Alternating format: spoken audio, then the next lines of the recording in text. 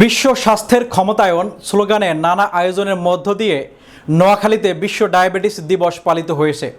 এ সময় ডায়াবেটিস দিবস উপলক্ষে বিনামূল্যে 20টি স্থল বাসে এবং রোগীদের পরীক্ষা করা হয়। নোয়াখালী প্রতিনিধি জানান, আজ বৃহস্পতিবার সকালে মরহুম সিরাজুল ইসলাম ডায়াবেটিক হাসপাতালের সামনে নোয়াখালী ডায়াবেটিক সমিতির উদ্যোগে র্যালি, বেলুন উড়িয়ে ও কেক কেটে আলোচনা সভার মধ্য দিয়ে দিবসটি পালন করা হয়। এ সময় ডায়াবেটিক সমিতির সহসভাপতি অ্যাডভোকেট এভিএম জাকারিয়ার সভাপতিত্বে প্রধান অতিথি হিসেবে উপস্থিত ছিলেন নোয়াখালী জেলা প্রশাসক খন্দকার ইশতিয়াক আহমেদ। বিশেষ অতিথি হিসেবে উপস্থিত ছিলেন police super Mohammad Abdullah Al Faruk.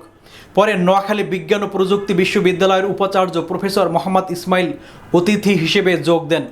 Noakhali diabetic সমিতি secretary advocate ATM Firoz Alam আজাদের সঞ্চালনায় বিশ্ব ডায়াবেটিস দিবস উপলক্ষে আলোচনা সভার আগে প্ল্যাকার্ড, ফেস্টুন ও ব্যানার নিয়ে নোয়াখালী শহরের কয়েকটি সড়কে র্যালি করে নোয়াখালী ডায়াবেটিক সমিতি।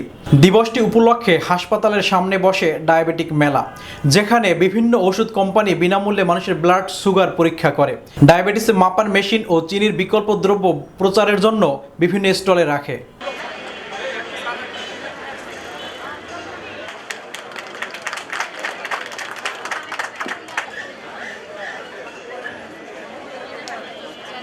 আমরা এই ডায়াবেটিসের জন্য মারা যায় এবং এই সংখ্যাটা স্টল দেখতেছিলাম। আমাদের যারা এখানে আজকে যারা আছেন তাদের মধ্যে অনেক থাকবে, এটা থাকবে, এটা থাকবে, এটা এই।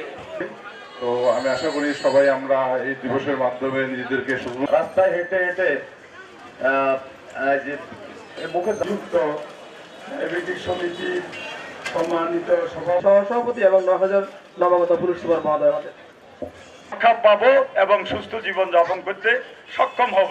আমি